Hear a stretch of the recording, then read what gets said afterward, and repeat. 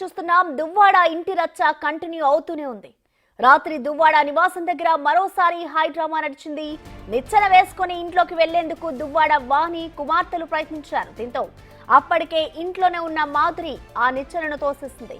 ఈ క్రమంలో మాధురి వాణి పరస్పరం దుర్భాషలాడుతున్నారు.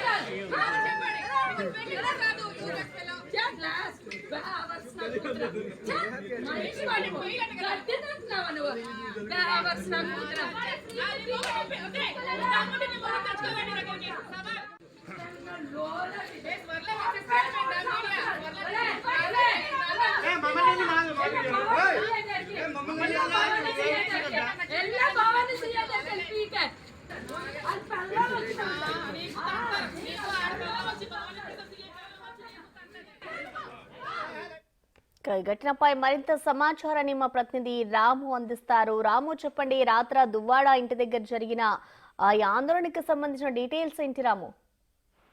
ప్రసన్న, దువ్వాడ వాణి సంబంధించి గతంలో దువ్వాడ శ్రీనివాస్ మరోవైపు వాణి ఒకరిపైపు ఒకరు కేసులు కూడా నమోదు చేస్తున్నారు.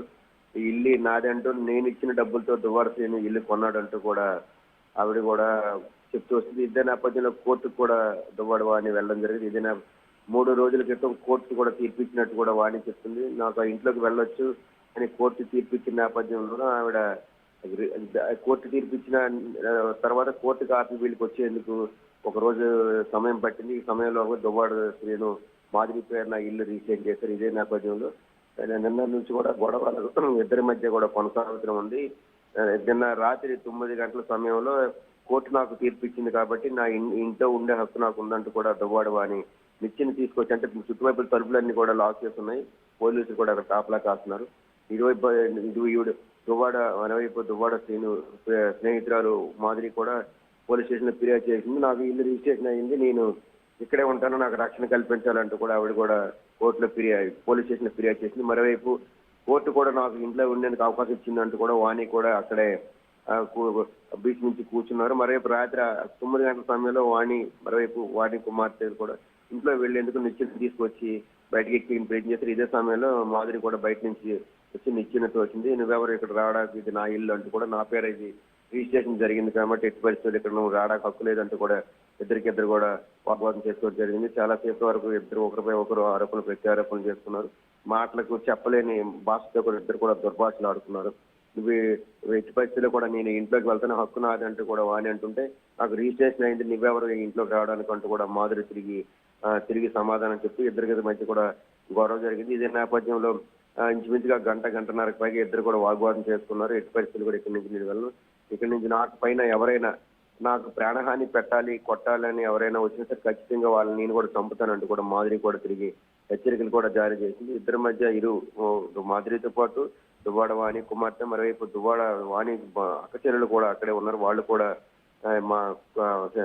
మా అక్కకి ఇంట్లోకి వెళ్లేందుకు కోర్టు అనుమతించింది, వెళ్తామంటూ కూడా వాళ్ళు కూడా మాధురితో గొడవ దిగారు. ఎట్టి పరిస్థితులు పైకి రానిచ్చేది లేదు, ఇది నా ఇల్లు, నాకు రిజిస్ట్రేషన్ జరిగిందంటూ కూడా ఇద్దరికి మధ్య కూడా వాగ్వాదం జరిగింది. అయితే కొంతసేపు కొనసాగిన తర్వాత పోలీసులు కూడా దీన్ని వారించారు.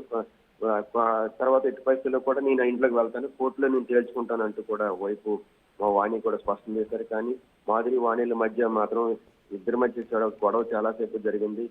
ఒకరిపై ఒకరు కూడా ఆస్తులు తగాదాల నుంచి వ్యక్తిగత గొడవల వరకు కూడా తిట్టుకునే విధంగా కూడా వెళ్ళింది. నువ్వు వెళ్ళండి దాని అంటూ, నువ్వు వెళ్ళదని ఎంతమంది జీవితాలను నువ్వు నాశనం చేస్తావంటూ కూడా వాణి మాధురి ఇలా ఇష్టానుసారంగా తిట్టుకున్న తర్వాత పోలీసులు వారించడంతో ఒక 2 గంటల సమయం తర్వాత ఇద్దరి మధ్య కూడా గొడవ చల్లారింది. Thank you Ramu.